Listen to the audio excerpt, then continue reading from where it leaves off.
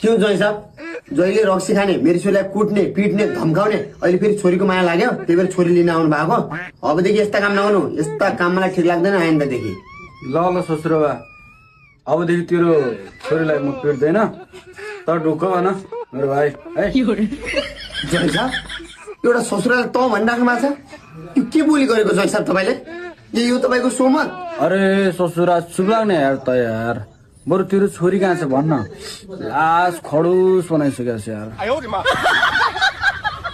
हेर्नु जोइ साहब यो त अति भयो है तपाईँले भन्नुभन्दा पनि अझ बढी पेल लिइराख्नु भएको छ संस्कार भन्ने चिज छैन यस्तालाई मैले छोरी दिने यस्तालाई मैले छोरी फेरि फिर्ता लगाउने तपाईँको यही हो संस्कार यही सिकाए तपाईँका बाआमाले